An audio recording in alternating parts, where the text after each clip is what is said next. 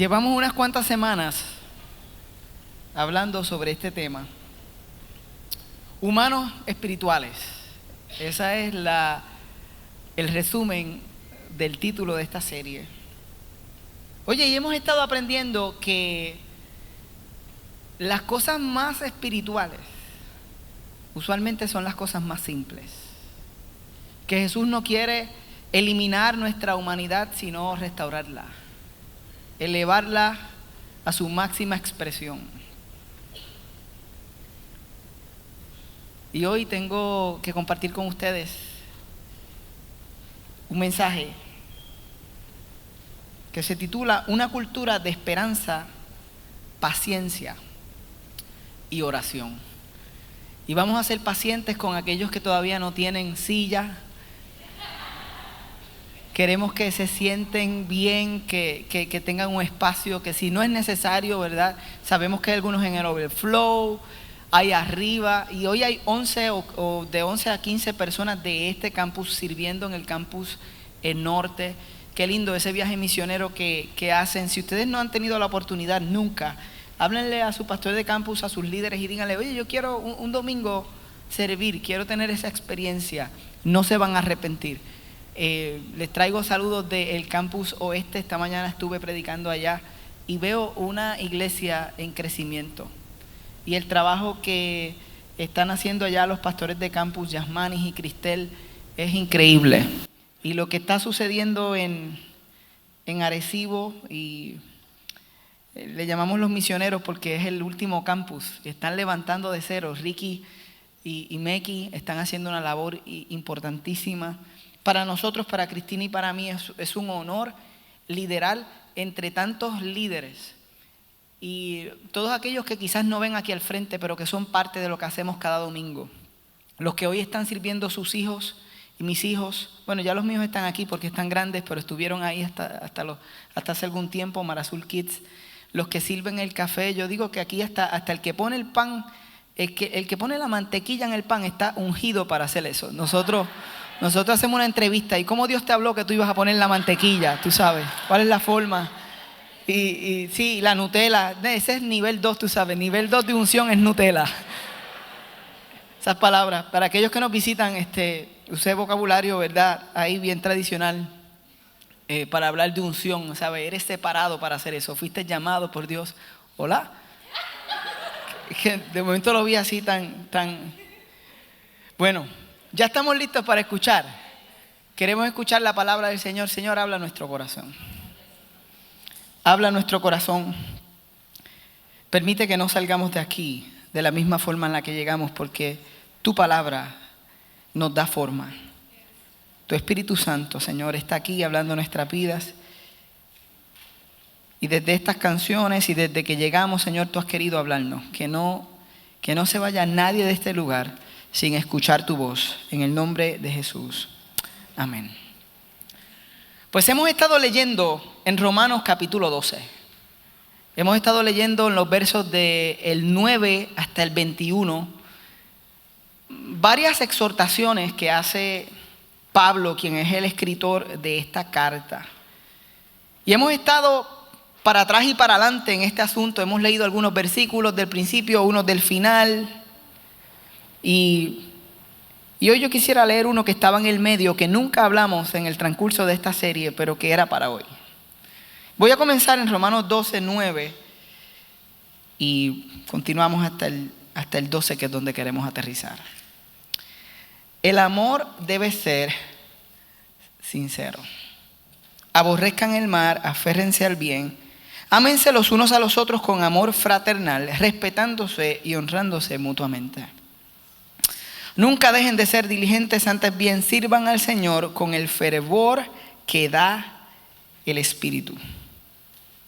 Y hoy vamos a quedarnos aquí. Alégrense en la esperanza, muestren paciencia en el sufrimiento, perseveren en la oración.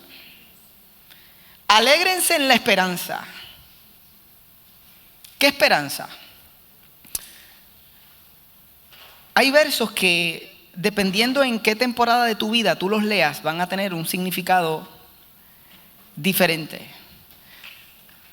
Leer este verso, alégrense en la esperanza, muestren paciencia en el sufrimiento, perseveren en la oración. Es fácil a las 6 de la tarde, en un lugar como este, con esta comodidad, después de haber comido posiblemente un gran almuerzo o una cena temprana, o por lo menos tienes el estómago lleno por lo que recibiste en Café Azul. Es diferente escuchar, alégrense en la esperanza cuando en general estamos bien, que alguien que lo está escuchando sin poder comer. Hay alguien ahora mismo en Cuba, hay personas en África donde también trabajamos, hay personas en diferentes partes y aquí en Puerto Rico hay personas que hoy no han podido comer y para ellos la lectura de alegrarse en la esperanza sería bien distinta. ¿Cómo se leería esto para alguien que está en un cuarto de hospital hoy despidiendo a un ser querido después de mucho tiempo de oración y de pedirle al Señor? Y hoy está llorando lo que es la inminente partida. ¿Cómo es este verso de alégrense en la esperanza para alguien en la línea de fuego, en el conflicto bélico, en la guerra entre Rusia y Ucrania? ¿Cómo lo leería un soldado? Alégrense en la esperanza, muestren paciencia en el sufrimiento, perseveren en la oración. ¿Cómo lo lees tú? Porque dependiendo la temporada que estés, esto te va a hacer mucho sentido, te va a traer un conflicto inicial que espero hoy que con la palabra pueda ser resuelto. O simplemente en ocasiones cuando estamos bien cómodos, pues nos alegramos en la esperanza, chévere, todo está bien. Pero hay muchos que llegaron hoy a este lugar que están en un conflicto. No es bélico, no es de guerra, pero es de guerra familiar. Hay otros que están en conflicto matrimonial. No voy a preguntar quién ni que levante la mano. ¿Tú te imaginas? Levante la mano aquel que tenga conflicto matrimonial. La mitad de los matrimonios harían. Casarse es duro.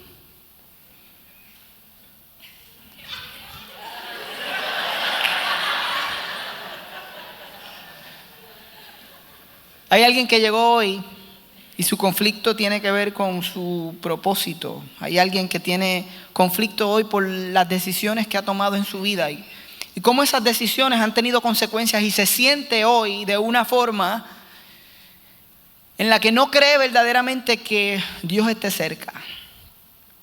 Pues para ti hoy, alégrate en la esperanza.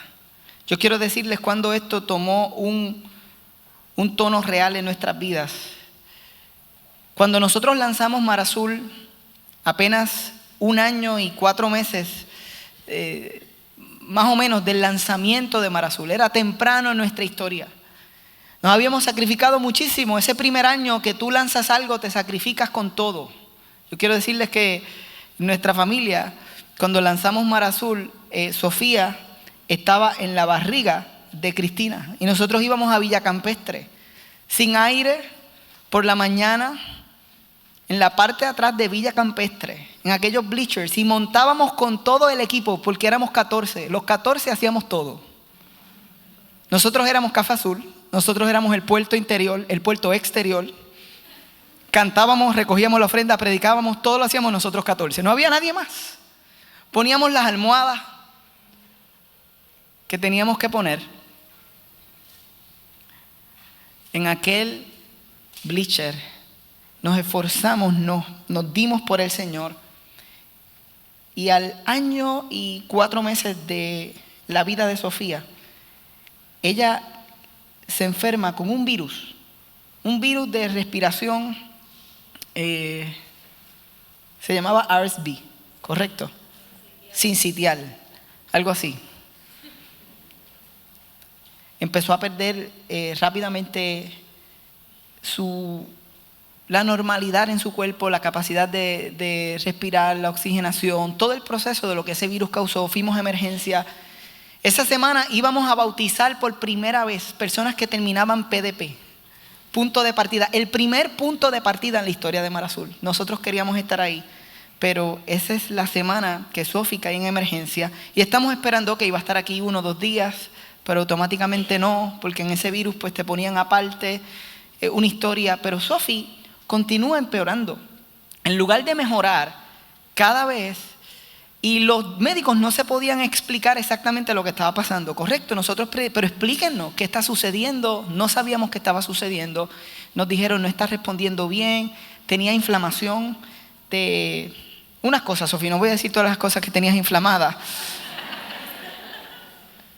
Las enzimas hepáticas voladas, es para todos los médicos que están aquí, sepan exactamente cuál es el cuadro.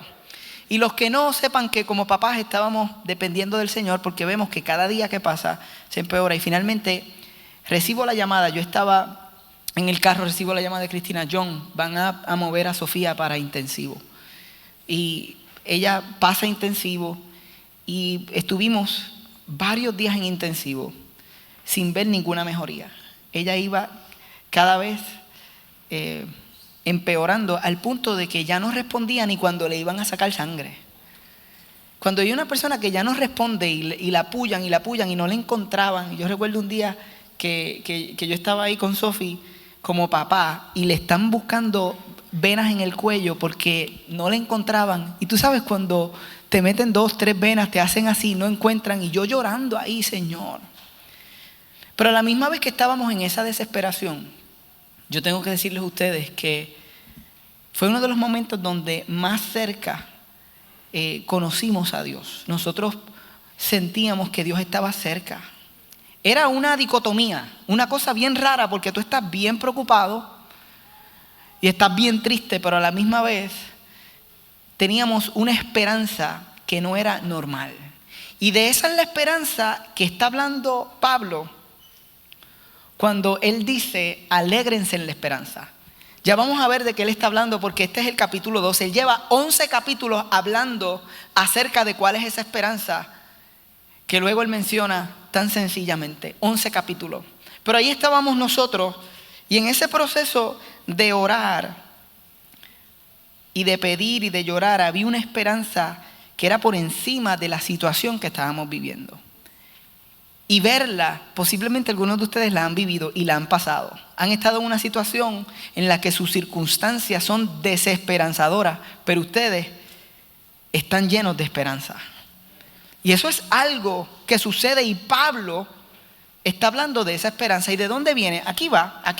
Antes del verso 12, y continúa la historia ahorita, antes del capítulo 12, él comienza en Romanos 1. Y de Romanos 1 a Romanos 3, él está enseñando que nosotros no teníamos esperanza, que los seres humanos no teníamos esperanza porque habíamos pecado y estábamos separados de una relación eterna con Dios, y que Dios tenía su ira en contra del pecado y en contra de nosotros los pecadores, que nosotros estábamos destinados a una condenación eterna, que no teníamos esperanza. Él empieza en la primera parte de la carta estableciendo eso, y luego del capítulo 3, él irrumpe y dice que Dios se hizo nuestra esperanza, que Cristo se hizo carne y que Dios derramó su ira sobre Cristo para que cada ser humano que pusiera su fe en Cristo fuera salvo. Eso es la salvación. ¿Salvo de qué? Salvo de la ira venidera, salvo de una eternidad separada de Dios. Ese es nuestro evangelio, que estábamos sin esperanza de tener una relación restaurada con Dios, pero que lo que Él mismo hizo por nosotros nos dio esperanza. No teníamos esperanza, pero Cristo se hizo nuestra esperanza. Y Él continúa enseñando y hablando, y en Romanos 4 y 5, Él dice que esta esperanza se recibe por fe, que no es por obras. Y qué bueno que no es por obras, porque por más bueno que tú seas y por más bueno que yo sea, no íbamos a poder ganar y merecer ese perdón, esa reconciliación. Y en Romanos 6, Él nos alienta a que ahora que tenemos esa esperanza por fe, nosotros hemos muerto a una vida de pecado y estamos vivos en Cristo. Todo eso Él lo está hablando en esos capítulos. En Romanos 8 Él nos dice que una vez nosotros depositamos nuestra confianza en Jesús, este es el capítulo donde habla de que nada puede separarnos del amor de Dios. ¿Se acuerdan ese capítulo que dice que ni lo alto, ni lo bajo, ni lo presente, ni el futuro nos puede separar del amor de Dios, que es en Cristo Jesús, Señor nuestro. Ese es el 8. Él está hablando de la esperanza todos estos capítulos. Y del 9 al 11, Él nos reafirma, porque sabía que nos iba a parecer demasiado bueno, que Dios nos persigue con su amor y que nuestra salvación no se basa en nuestras obras, sino en la gracia de Dios. Y es después de todo ese tratado de esperanza que Él, en estas exhortaciones que estamos leyendo, nos dice: alégrense en la esperanza. Alégrense en eso, en que no importa lo que ustedes están viviendo hoy, ustedes tienen una eternidad segura con Dios. Tu destino y tu futuro está seguro. Él está diciendo: les voy a hablar de una esperanza que no está basada en circunstancias. Y yo creo que es bueno escucharlo esta noche, porque tú y yo tenemos circunstancias, amén. Pero hablemos de esa esperanza, porque de eso es que Él está hablando cuando dice: alégrense en la esperanza. Tenemos que recordar, y si tú llegaste hoy aquí, tú llegaste a una cultura de esperanza. Incluso este no es el único lugar en el que Pablo habla de esperanza. En Romanos 5, antes de esto, él dice: y no solo esto, sino que también nos gloriamos en las tribulaciones, sabiendo que la tribulación produce paciencia, y la paciencia prueba, y la prueba esperanza, y la esperanza no avergüenza, porque el amor de Dios ha sido derramado en nuestros corazones por el Espíritu Santo que nos fue dado. Este es un tema que a Pablo le llama mucho la atención. Alégrense en la esperanza. Porque alguien hoy puede preguntar: ¿en serio? ¿Cómo puedo alegrarme en medio de lo que estoy viviendo? Y la respuesta es: enfócate en lo eterno y no en lo pasajero. Yo hablaba con Joel ahorita en la oficina, antes del mensaje, acerca de la idea de tener un enfoque eterno. Porque mira, no importa en qué tú deposites tu alegría, porque nosotros somos expertos depositando alegrías en cosas futuras que pensamos que nos van a llenar y nos van a llevar a ese estado que siempre hemos anhelado. Cuando somos solteros pensamos que cuando llegue el enviado o la enviada, ese es el momento en el que nosotros vamos a estar alegres. Y llega, y te das cuenta que en lugar de alegría estás molesto todo el tiempo. Estás molesta todo el tiempo. Entonces piensas: no, ok, la alegría es cuando me case. Y te casaste y peor. Y dijiste: no, la alegría es cuando deje de rentar. Primero no tenías casa y dijiste: la alegría es cuando rente una casa. Rentas la casa y dices: mi alegría va a ser cuando compre la casa. Compras la casa y te das cuenta de que no te trajo la alegría que estabas esperando y dices: tiene que hacer algo más. En las clases de Zumba. Es que estaba enfocado en lo material, me voy a enfocar en el ejercicio. En mi cuerpo, espérate, es lo que me han enseñado, es el descanso, el deleite. Ahora voy, Señor, contigo, a levantar pesas, a hacer calistenia, porque ahora calisthenic, eso es lo que está. Y tú vas por ahí pensando: cuando logre eso, voy a tener alegría. Y lo haces, y te pones bien fuerte, pero se rompe tu matrimonio. O te pones bien fuerte y pierdes el trabajo, entonces no puedes pagar la casa que te daba alegría. Entonces no puedes pagar la alegría. Donde quiera que tú pongas tu alegría en esta tierra, en algún momento vas a quedar desilusionado.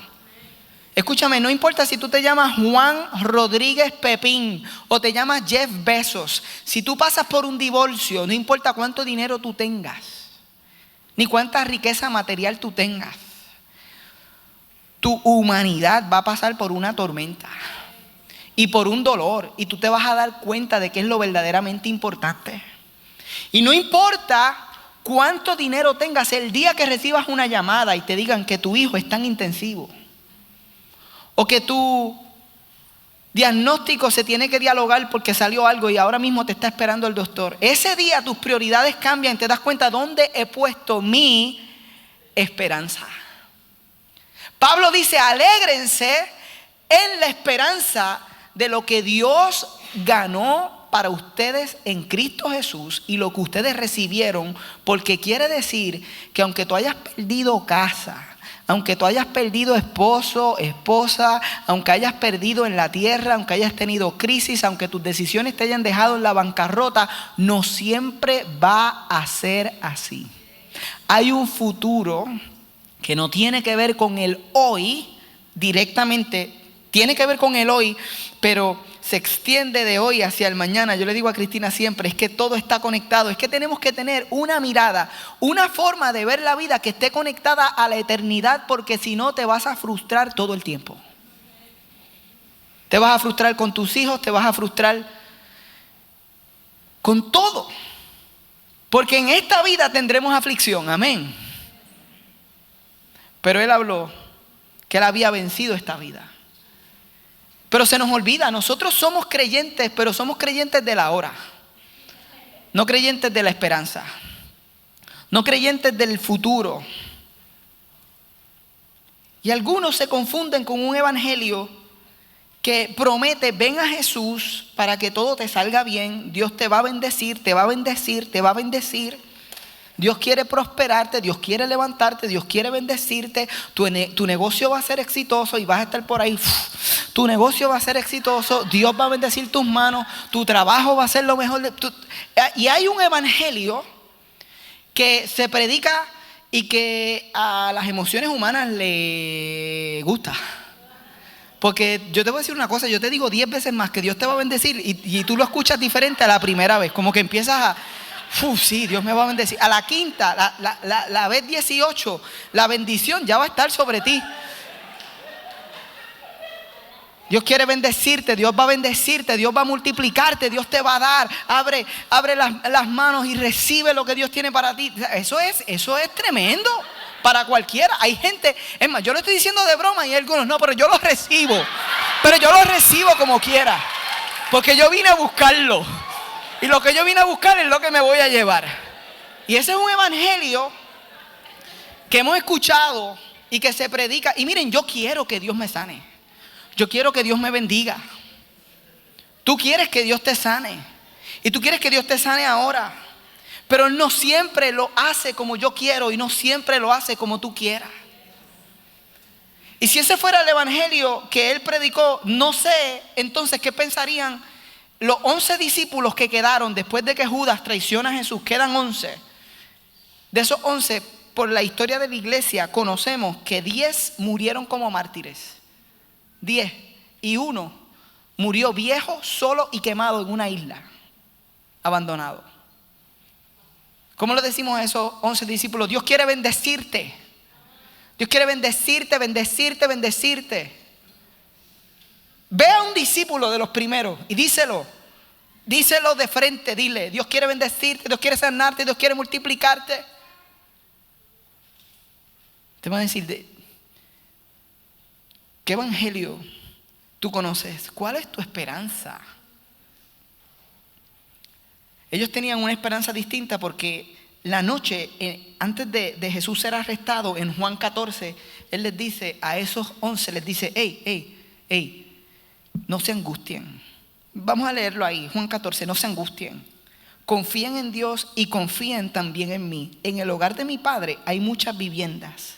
Si no fuera así, ya se lo habría dicho a ustedes. Voy a prepararles un lugar. De ese lugar vamos a predicar en otra serie. Vamos a hacer una segunda edición de una serie que se llamó Estadías Eternas. Y vamos a hablar del cielo. Y vamos a hablar del cielo como por 8 semanas. Y tú vas a decir, quiero ir a la iglesia porque me van a hablar del cielo. Porque lo que estoy viviendo es un infierno. Necesito entrar por las puertas de Mar Azul para hablar del cielo. Él dijo, me voy a prepararles un lugar. Y existe un lugar.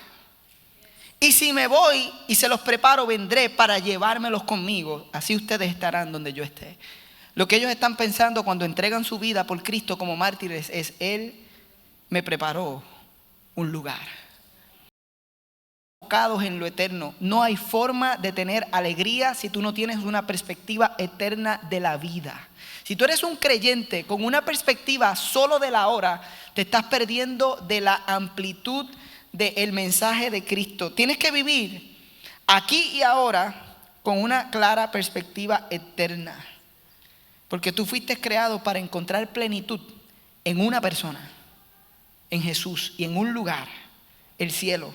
Y de este lado, no importa todo lo que vivas, se va a quedar corto con lo que viene. Dile al que está a tu lado, tú no sabes lo que viene. Eso es evangelio real, ¿viste? Eso es evangelio real. Tú no sabes lo que viene. C.S. Lewis escribió: apunta al cielo y tendrás la tierra por añadidura. Apunta a la tierra y no tendrás ninguna de las dos cosas. ¿Estás apuntando al cielo o estás viviendo y tu esperanza está puesta en tus circunstancias? Hoy el Señor te trajo aquí para recordar que tú eres parte de una cultura de esperanza. Que tu fuente de alegría no sea tu presente, sino el futuro que Jesús te prometió. Por eso en aquella habitación, como humanos, nosotros llorábamos: Señor, que Sophie salga sana. Pero también como creyentes decíamos: Señor, si tú la mandas a buscar, ella es tuya. Ella te pertenece. Y nosotros vamos a seguir diciendo que tú eres bueno. Podrás tú decir que Dios es bueno a pesar de que no conteste tus oraciones. Y algunos dirán: Jonathan, tú lo dices porque Dios te la sacó de ahí. Ella está aquí sentada. Por eso es que tú lo dices. Si hubiera muerto, posiblemente lo hubieras predicado bien distinto. Yo le pregunté al Señor eso hoy. Yo le decía: Señor, yo pudiera predicar este mensaje igual si Sofía no hubiera salido de ese hospital. Y la respuesta es que no. Lo hubiera predicado con posiblemente mucho dolor, porque la muerte de un hijo, me dicen, que deja un vacío que es bien difícil de llenar de este lado de la eternidad. Y posiblemente algunos de ustedes lo han vivido. Yo no pretendo saber cómo se siente, pero no lo hubiera predicado igual, pero estoy seguro de que hubiera seguido predicando que Dios es bueno. Porque yo he conocido la esperanza sobrenatural. He conocido la esperanza que está basada en lo que Dios ganó para mí, y yo he entendido claramente que mi mejor esfuerzo y mi mejor temporada en esta tierra se va a quedar corta con la que viene. Y lo sé también por lo próximo que Pablo dice, que es: muestren paciencia en el sufrimiento. Porque entonces pasamos a la historia de cómo eso se hizo real en nuestras vidas. En mi caso, en el de mi mamá, mi familia, con la enfermedad de mi papá. Porque mi papá 30 años sirvió, o quizás más, sirvió al Señor como pastor. Comenzó en Vieques, luego en Añasco. Nosotros estuvimos con él en ese proceso como hijos, crecimos dentro de la iglesia. Nosotros somos niños de iglesia, somos church boys. Y esa es la realidad. Y amamos cada segundo de eso. Cantar el domingo cuando faltaba la persona que iba a cantar. ¿Sabe quién cantaba, verdad? Este que está aquí. Sí, porque tú eres el hijo del pastor, tú tenías que llenar los huecos, tú sabes. Faltó Mario, llámate a John, canta feo, pero es el que sabe las canciones. Dale. Y ahí va yo, cantaba 3 canciones. Ustedes saben: El rubio de Galilea, Yo tengo un gozo en mi alma, y Jesús está pasando por aquí. Yo las tenía las 3 mangadas, ¿sabes? Cuando yo me paraba, los músicos arrancaban en el tono que era sin yo decirle, ellos ya sabían. Yo vi a mis padres entregarse por el Señor, servir. Pero entonces él llega, ya en su adultez, él llega al médico y le dice: wow, tienes como 16 años con diabetes, posiblemente, y nunca te la trataste. Nunca se trató la diabetes. Dice: llegaste 16 años tarde, y cuando llegó tenía quizás el 12% o el 14% de su función renal. Le dijeron: lo que te funciona es 14%, tenemos que entrar en un proceso de diálisis. La diabetes había afectado sus riñones. Y ahí estamos nosotros como humanos: Señor, ¿qué pasó? Y hay parte de eso que tiene que ver con la responsabilidad humana. Y no lo escondemos. Oye, ahora miramos para atrás y nos damos cuenta, cuando él se detenía y tenía que entrar en una gasolinera y tenía que comprar un bizcochito desesperadamente. Así era. En ese momento yo pensaba: ¿le gustan los bizcochitos? 16 años sin tratarse diabetes y posiblemente podía definitivamente, y lo hemos hablado, tú sabes, atenderse antes y decir, hey, y hay cosas que la generación anterior hizo que quizás no las hizo bien. Yo no pretendo idealizar la figura de mi papá. Yo sé que él fue un gran padre, pero veo cosas y digo, contra, si hubiera cuidado ahí.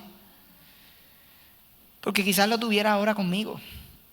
Pero a pesar de esas situaciones que nos pasan y nos pasan a todos, Dios es bueno y Dios es fiel. Entonces tú dices, Señor, pues sánalo, porque ha estado 16 años, pero tú lo puedes sanar. Y empezamos a orar por sanidad y empezamos a creer, incluso por un trasplante.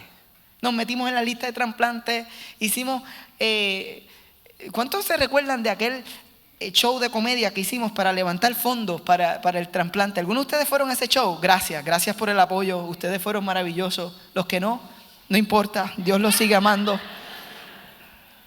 Levantamos fondos, teníamos una cuenta para su trasplante, nunca llegó el trasplante. Dice, muestren paciencia en el sufrimiento. ¿Qué es lo contrario a la paciencia? Desesperación. Yo tuve que entender a través de ese proceso que hay muchas veces que Dios no va a contestar las oraciones que nosotros tenemos.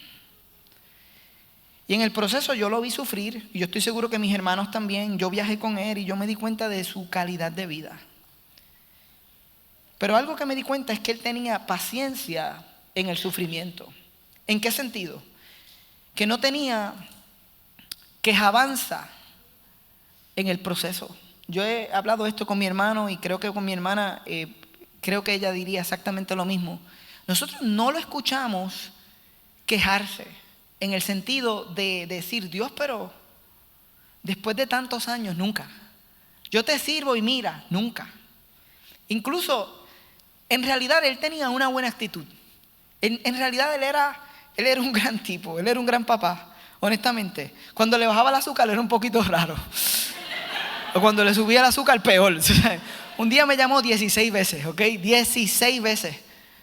Y yo dije, algo pasa aquí, le contesté. Me dijo, ¿por qué no me has contestado las 15 llamadas que te hice? Yo no sabía. Pero ese día tenía el azúcar sumamente alta. Estaba descontrolado. Ven la humanidad de un hombre de Dios. Pero nunca se quejó. Y yo no sé lo que él aprendió en ese proceso, porque realmente no pudimos hablar exactamente como lo estoy diciendo hoy. Oye, ¿qué has aprendido en este proceso así? Yo estoy seguro que mi mamá vio cosas que son más humanas que las que yo vi, porque ella es quien lo cuidaba y estaba con él 24 horas. Pero en la vida de mi mamá, yo vi la paciencia en el sufrimiento. La idea de aceptar que Dios no contesta todas nuestras oraciones y que no resuelve todos nuestros problemas, sino que nos acompaña a través de ellos. Eso es parte de nuestra teología, de nuestra fe. Nosotros tenemos una teología para el sufrimiento. Yo sé que la que queremos es la teología de la bendición, pero tenemos la teología del sufrimiento, y es que Dios, cuando no nos contesta como nosotros queremos, nos acompaña y nos ayuda a navegar el sufrimiento. ¿Y por qué es importante? Porque hay alguien hoy aquí en sufrimiento y te puedes sentir como que entonces Dios a ti no te escucha porque aparentemente todos los demás los bendice. No, Dios te escucha, Dios está contigo en el proceso y te está enseñando algo. A mí me enseñó en el proceso de perder el trabajo recientemente parido con Daniel. De pequeño me llaman, Jonathan, perdiste el trabajo de la noche a la mañana. Trabajaba en un hogar como director de impacto social, en otras palabras, como un trabajador social, pero sin título, en un hogar de desvío. Ustedes saben que cuando los menores cometen un crimen, antes de enviarlo a la cárcel, usualmente los envían a un hogar de desvío. Y yo era la persona que los recibía, hacía actividades para ellos, era quien se encargaba de ese capellán de la vida espiritual, y estaba teniendo un gran tiempo en ese trabajo. De la noche a la mañana, ¡pum!, te quedaste sin trabajo. Justo cuando Daniel había nacido, justo cuando habíamos comprado un carro nuevo, que es el peor error que cualquiera puede hacer, pero eso es otra predicación que vamos a tener en otra serie, ¿ok? Dile al que está a tu lado, el carro no te va a traer la alegría que estás esperando. Díselo a sí mismo, dile, el carro no te va a traer la alegría que estás esperando. Así que en lugar de pagar, tú sabes, un carro nuevo, espera 2 años, compra un carro bueno usado, my friend. Es mucho mejor, es más inteligente. Pero nosotros lo que queremos, Dios me va a bendecir, Dios te va a bendecir, Dios te va a bendecir hoy, Dios te va a bendecir. Vete al dealer, Dios va a hacer tu firma, coge la firma de Dios y ahí tú vas. Tienes el crédito muerto, entonces te dan el 98% de interés y tú dices, pero Dios está conmigo. ¡Juá! Y estás 7 años diciendo, Dios, ¿dónde estás? No puedo pagar nada. Perdón, volvemos para el mensaje. Ese es en otro mensaje. Hay muchas series que vienen de camino. Hay muchas series que vienen de camino. Paciencia en el sufrimiento. Si tú le dices a Pablo, Pablo, qué chévere, porque esto es lo que yo pensaba. ¿Cómo se vería la conversación entre alguien que está sufriendo hoy y Pablo? Sentado, y tú le dices a Pablo, no, Pablo, tú sabes, yo te quiero decir lo que yo estoy viviendo. Y después de que tú le dices todo lo que tú estás viviendo, él te escucha, te mira a los ojos y te dice, ten paciencia. Y tú dices, eso nada más. No, Dios me escuchó, Dios me va a escuchar, la respuesta viene de camino, nada de eso. Ten paciencia. Y pensaríamos que es que Pablo no pasó por nada. Y esa sería nuestra respuesta a cualquiera que nos diga ten paciencia. Cuando mi mamá me decía ten paciencia, a mí se me desesperaba. Me quitaba la paciencia. O sea, cuando alguien viene o estás en una... Ok, esposos que han estado callados todo este mensaje, esposos y esposas. Hay un momento cuando en la discusión uno de los dos dice, hey, ten paciencia. Y eso coge al otro y es como que, ¿qué paciencia? Ni paciencia, no. Ese es el peor momento. Tú no quieres escuchar que te digan que tengas paciencia porque tú quieres una respuesta. Yo quiero algo, pero ten paciencia. Ten paciencia. Él te diría ten paciencia y tú no. No, dime otra cosa. Pensaríamos que él no pasó por nada. No lo voy a leer completo, pero en 2 Corintios Pablo diría, tú piensas que tú has pasado muchas cosas, porque esta es la Biblia. La Biblia la escribieron personas inspiradas por el Espíritu Santo que todavía eran humanos y que todavía estaban pasando crisis. No te olvides que el que te dice esto, te lo dice desde la experiencia. Tú le dirías, Pablo, es que yo estoy sufriendo mucho. Él diría, sí, yo más. Dice 2 Corintios 11, 23, 2 Corintios 11, yo más. En trabajos más abundantes, en azotes sin número. ¿Cuántas veces te han azotado a ti por el evangelio? En cárceles más. Él te hubiera dicho, yo he sido privado de mi libertad simplemente por predicar mi fe en Cristo. En peligro de muerte muchas veces. De los judíos 5 veces he recibido 40 azotes menos 1. 3 veces he sido azotado con varas, 1 vez apedreado, 3 veces he padecido naufragio, 1 noche y 1 día he estado como náufrago en alta mar. Ahí se pararía y te diría, ¿alguna vez has estado flotando en el mar? ¿Alguna vez has estado tú flotando en el mar? 2 horas, ¿sabes? No te encontraron por 2 horas. Nosotros tenemos todas estas historias en el Nuevo Testamento. Pablo como náufrago, flotando en... O sea, te está diciendo alguien que ha vivido. Y si seguimos leyendo por ahí, es... En serio, o sea, él sabe lo que... Él es experimentado en sufrimiento. Pero él te dice, ten paciencia. Porque hay crecimiento. Hay una profunda espiritualidad cuando tú aceptas lo que no puedes cambiar. Y aceptar que hay cosas que Dios no quiere que cambien son parte de nuestra fe y de nuestra teología. Y nosotros tenemos que escuchar eso. Y tenemos que escuchar que es posible que hoy no responda a tu oración como tú quieras. Así como nunca respondió el trasplante, nunca apareció ese trasplante, y yo sigo creyendo aún así que fue entonces lo que Dios vio que era como mejor. Y eso no me hace menos humano. Es más, si te lo digo bien chévere y me pongo a pensar, me salen las lagrimitas. porque lo amo y lo extraño. Yo no niego el dolor. Parte de tener paciencia es que nosotros tenemos que aprender a abrazar y a procesar el dolor que tenemos de este lado de la eternidad. Pero ¿cómo podemos tener paciencia, mostrar paciencia en el sufrimiento? Solamente lo podemos hacer si tenemos una esperanza mayor a la que estamos viviendo. Es imposible que tú tengas paciencia en el sufrimiento si no tienes esperanza en algo mayor. Si no tienes esperanza en una vida eterna. Si no tienes esperanza en que algún día las cosas verdaderamente se van a enderezar. Y no puedes pasar a lo próximo que dice Pablo cuando él termina diciendo: perseveren en la oración. Todo esto está conectado. Bienvenidos a una cultura de alegría en esperanza, paciencia y oración.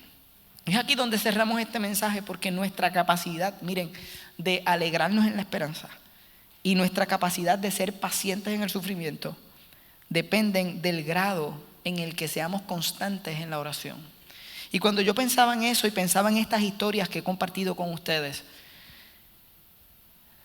yo decía, es cierto, porque en el proceso de la enfermedad de Sofía, lo que nunca faltó fue la oración.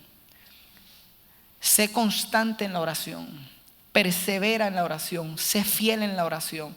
Eso significa que tú y yo tenemos que entender que la mejor respuesta que nosotros podemos tener ante cualquier crisis, problema, circunstancia es la oración. Incluso es la respuesta que nosotros necesitamos para escuchar de la esperanza, para ser reafirmados por el Señor de que aunque Él no conteste, hay un día donde las cosas van a ser transformadas.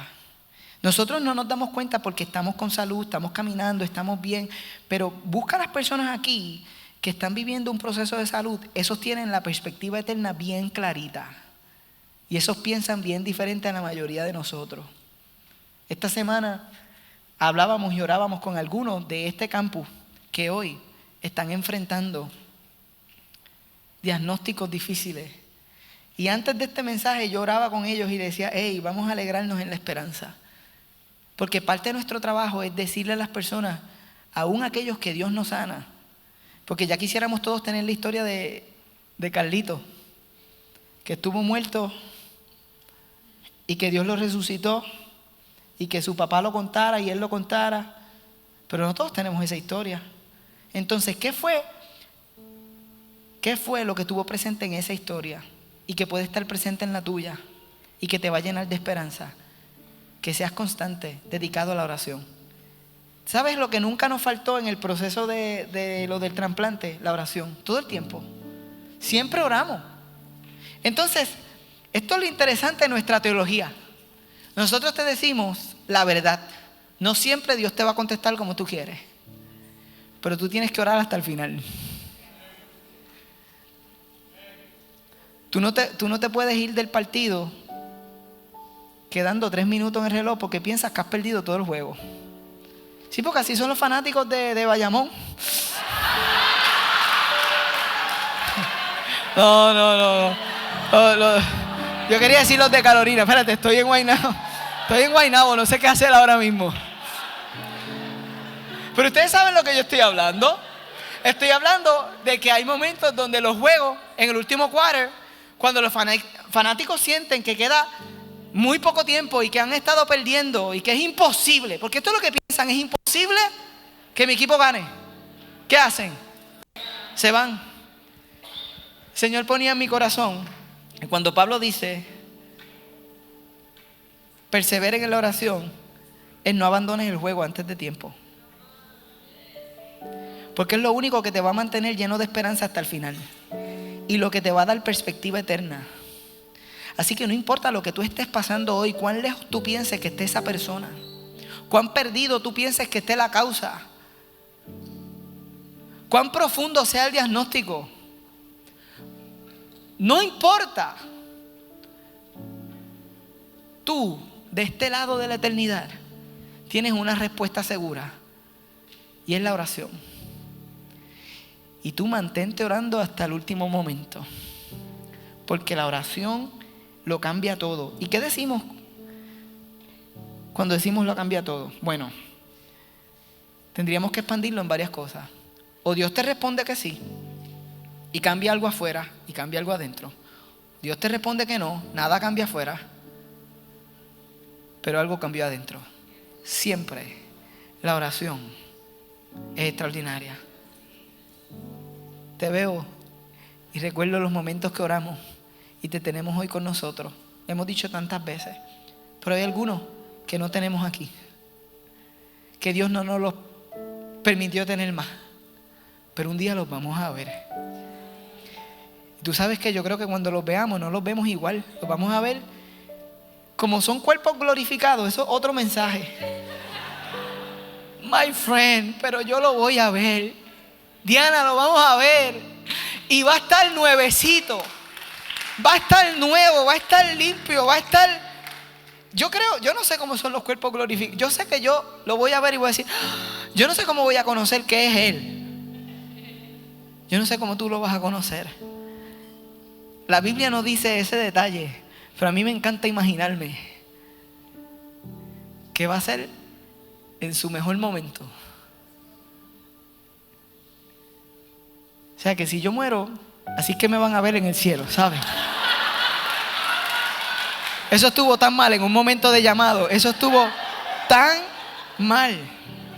Pero es que somos profundamente humanos. ¿Qué tú estás viviendo hoy? ¿Qué te aterroriza? ¿Qué te asusta? ¿Qué te desespera? Hay una promesa para ti de una vida eterna. ¿Qué es una vida en comparación a la eternidad? Que son 80 años, que son 90 años en comparación a la eternidad. Es como un grano de arena es la vida. En la playa de Isla Verde. No en la playa de Isla Verde. Es como un grano de arena, uniendo todos los granos de arena de todas las playas de Puerto Rico. Bulle, Flamenco.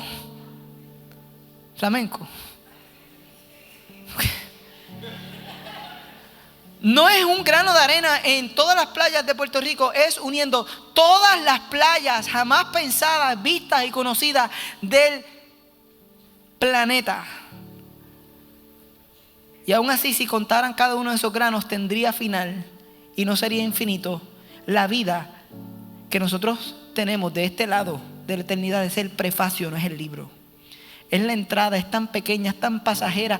¿De qué te preocupas si Él ganó tu alma para Él?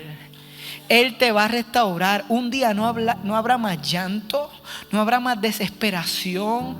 Un día estarás completo y completa, sin vergüenza, sin culpa, Un día estarás completamente sano. ¿Qué te preocupa? Alza tus ojos. Alegres en la esperanza. Muestren paciencia en el sufrimiento. Y perseveren en la oración. ¿Qué tal si oramos? Oramos juntos, ¿sí? ¿Te quieres poner de pie ahí conmigo? Señor Jesús, me parece que tú tienes hoy el deseo de reenfocar nuestra mirada, de llenar de esperanza a personas en este lugar, de sanar a personas. ¿Qué tal si le dejamos este espacio bien intencionalmente abierto al Señor para que Él haga lo que Él quiera hacer en nuestras vidas? Que el Espíritu Santo haga una obra.